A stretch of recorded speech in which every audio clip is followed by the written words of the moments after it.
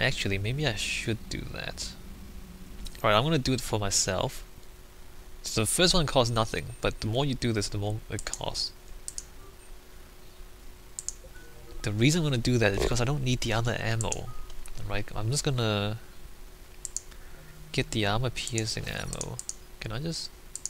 okay, do this. Alright, squad mates and ammo capacity and damage cover penetration. I'm gonna do the extra cover penetration. And then adrenaline rush slows down combat, allowing time to line up perfect shot, more weapon damage. It's kind of useful on higher difficulties, but not now. I'm just gonna do the passive stuff because that's probably gonna be useful. So just grab those. Damage, influence and duration. Reputation bonus by 8%, power duration by 25%. I don't actually think I need reputation bonus. Weapon damage bonus by 5, power damage by 10. I don't need that neither, to be honest. Let's just do this one. Squad mate weapon damage by 20%, or your own headshot damage by 20%. I'm just gonna do squad mate weapon damage. I mean, how many times do I headshot anything, right? Increase weight capacity by 50 points, increase weapon damage by 10, increase damage of all ammo... oh, I'm gonna do this. I'm so gonna do this. Increase damage of all ammo powers by 40 and weapon damage. So I don't care about the weight capacity because that only influences the delay time on recharging your powers, and I don't really care about that. I'm just gonna use my guns all day long. Just gonna get that. Let's go get fitness. So it's basically more health and more shields. Melee damage bonus by 30. No. Health and shields, please. Increase melee damage by 75% for 30 seconds after an enemy is killed by heavy melee. Why would you want to punch people? You've got guns. Decreased shield, yeah, I don't want to do the shield recharge. Melee synergy. Does anyone actually play this game punching their way through the whole game? I don't know. Health and shield bonuses by 25, that's much more useful. Alright, so there we go. So we don't need any of the ammo, because you can only use one ammo type at a time anyway, so I don't know why they bother giving you all that. Frag grenades might be useful later, because concussive shot effective against barriers. That wasn't true in the last two games, but now it's effective against barriers. Adrenaline rush. Actually no, that's a power. I don't use powers very much. Frag grenades? Basically it's one grenade, more damage, impact radius, grenades, more damage, armor and shields. Let me go with adrenaline rush. Not that I'm ever gonna use it anyway, but decrease health and shield damage taken by 25, time dilation, weapon damage by 25. No, more damage or more shields? I think I'm gonna go with more shields, because I tend to use this when I'm in serious trouble. I don't really tend to use it when I need to do more damage, because I just, you know, shoot more bullets if I need to do more damage. I'm gonna go for defense on that one. Alright, much better. We're not wasting points on the ammo. There we go. Save there. AI core. There's that thing. Anyway, I won't talk about that yet. Although, that's supposed to be an infiltration bot. Supposed to pretend to be a human and hide undercover. That's what that thing is supposed to do.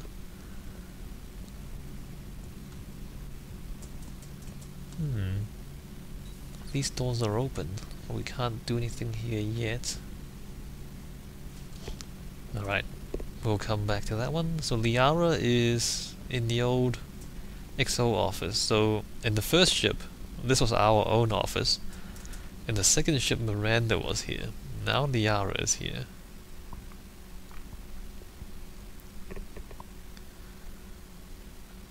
Hey, what's up? That's pretty cool too.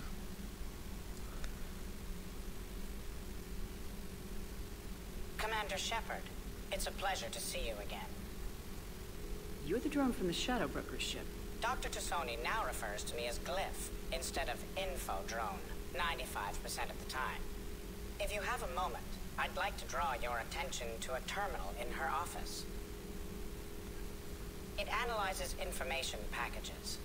If you find any useful data, I can research upgrades for you. And what should I be looking for? I'll inform you if you've found relevant data. When you do, return to this terminal for your choices. In the meantime, Dr. Tassoni would like to speak with you. Have a pleasant day.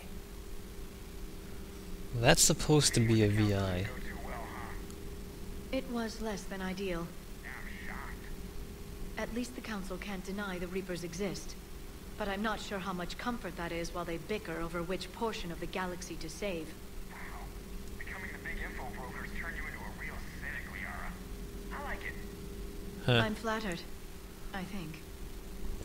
So Glyph is supposed to be a VI, but he's very intelligent for a VI. I don't know, we're skirting some boundaries here. Alright, so there's an intel terminal here. We can get upgrades. Armor mod kit. What does this do? Ammo capacity bonus, shield strength bonus. Since we're playing easy mode, I'm gonna go with ammo capacity. If you're playing on Insanity, you want to go for shield strength and health bonuses all the time, because you don't want to die. But for now, I'm gonna go with ammo capacity, so I can spray more. And I guess we should talk to Liara. Looks like you brought more than just that drone from your ship. A few things were necessary. I'd be a very silent shadow broker without data feeds. So you have access to your resources? What I can get. We'll need it to research this Prothean device. Until we understand precisely what it does, it's far too dangerous to use. Did the Protheans actually complete this weapon? You mean, will it work? They wouldn't have poured their last resources into this device if they thought otherwise. But we really need to find out just what kind of weapon they left us. It'd be nice to know we're not kids playing around with a loaded gun. Absolutely. The damage it could cause if it backfired is unthinkable. This will be difficult even for us. If something happens on a mission, if either one of us are hurt, I'll always remember that tour of the Normandy. But let's be honest, Shepard. It's been more than a half a year. Should we continue where we left off? So, there's you know, the relationships. In the third game, they just make it easy mode for you. Basically, the relationship in the third game is they'll ask you whether you want to do it, and you just say yes or no. That's basically it. Like in the first and second game, you actually have to talk to these people and kind of make friends with them and play nice. In this game, it's just yes or no, and that's it for the most part. I don't know. It's kind of like we're not. I don't know. I mean, people have played the first and second game. They weren't complaining about the relationships being too complicated, were they? But they just made it easy mode in this game. It's kind of weird. It's a little awkward. I mean, the idea that Liara would just ask you, hey, you want to do this or not? And then you just say yes or no, and then that's it. It's like she doesn't have her own opinion on the matter. That's kind of strange. I'd like that more than anything, Liara. Good. I was getting worried. There were a lot of reasons I was happy to see you on Mars. I'd like that list. But later. There's so much left to do. I'm working with Edie. Hopefully we can discover what the Protheans left for us. But I'm looking forward to talking about something other than business. Maybe later? Maybe later. Okay. It's kind of nice. I mean, she's got like a furniture. She's got like 4 seats here, even though there's only 1 person. I don't know why you need like 4 seats. But okay. Well, I mean, there's 5 seats. There's 1 more seat there. 6 chairs. 1 person has 6 chairs. Can I talk to her again? Hello again, Shepard. How much do you know about this Prothean artifact? Very little. We're fortunate enough data survived to piece together the blueprints. Decoding them will require as many specialists as we can find. It's that high-tech? I'd have killed for a glimpse of it during graduate school. You brought your little helper with you? Its name is Glyph. It helped sort through all the data that led me to the archive on Mars. It was a pleasure to be of assistance, Doctor. Glyph's interfaced with the data feeds. Its analytical software should come in handy. What's been happening with you as the broker, Liara? It's been exciting. The old broker's ship, impressive, but it was never meant to be space-worthy. Which meant the elusive man eventually tracked me down on Hagalaz. What happened? I knew he was coming. Farron and I loaded as much of the ship's specialized hardware onto a shuttle as we could. We got away from Cerberus' ships after arranging an appropriate distraction. What kind of distraction? Sending the broker's ship exploding into a Cerberus cruiser. I don't think the elusive man expected me to give up my resources in such a spectacular fashion.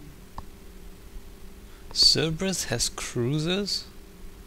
Because I'm pretty sure the Normandy is a frigate, and the frigate is smaller than a cruiser. Cerberus has cruisers? Can you still operate as the broker without the ship? Well, I couldn't let the elusive man have it. I saved what was crucial. My network of agents is intact, although the Reapers have taken a toll on their numbers. It's taking a while to re-establish contact. Also, animation bug.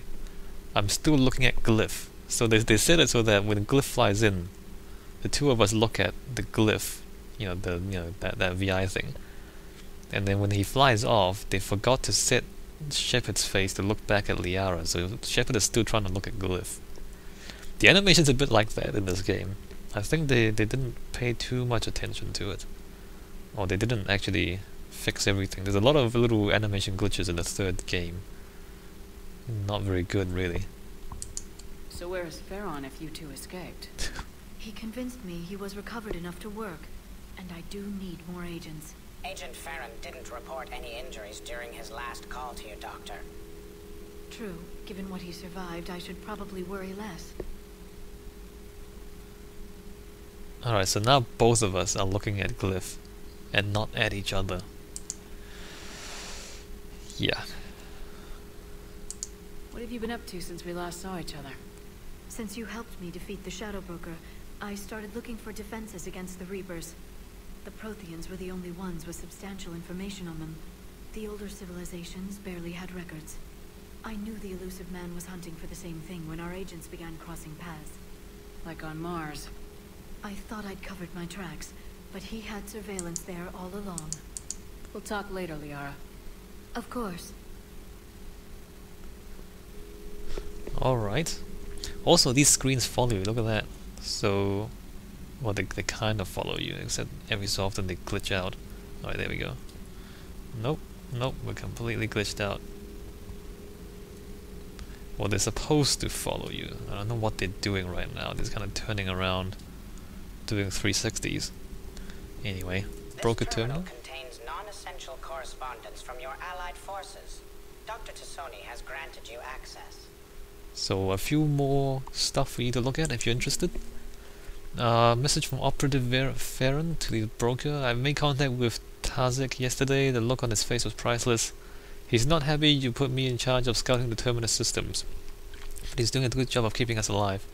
I've never seen so many pirates and mercs on edge. The black market's unreliable and it's getting harder to make contact with suppliers. The Alliance won't be able to rely on it as a source of crucible materials for long if things get worse. Some of the other operatives think we should cut our losses now, but I just keep asking them, when did the odds ever stop the broker? P.S. I hope you finally got our little friend Droney to stop saying shadow and broker out loud in the same sentence to anyone in sight. Yes. Prothean notes 2171 to 2185. The University of Ceres agreed to sponsor me at the Prothean dig site on Dretirop? How do you say that? Very exciting. Professor Hanno is heading the expedition herself.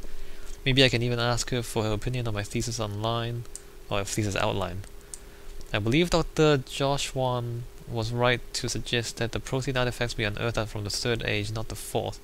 What an embarrassing mistake. At least he seemed to approve of the rest of the paper. I'm going on the Theorem expedition. I never thought I'd gain permission to visit the Protean ruins there, but the University of Ceres must have secured the funding after all. Now the pack. Goddess, this human shepherd has the key to comprehending the Proteans on an instinctual, subconscious level. If only I could have been there when the commander touched the beacon on Eden Prime. I'll try to learn more about this cipher on board the Normandy. The involvement of the Reapers is troubling to say the least. I reviewed the old Shadow Broker's footage of the Collectors. It's chilling to know that they're the Proteans' husks. At least nothing sentient could possibly remain after what the Reapers did to them. Okay. So there's more stuff here to read later on. Mostly, just minor bits and pieces. Not crucial to the story, but interesting side information anyway. Oh. Like, what? We can't go into the men's bathroom anymore. Why though? I'm the captain of the ship. Open the door. Never mind. So we have a poker table. That's pretty cool. Play poker. Also, are those ashtrays? Don't smoke, guys. Smoking's bad.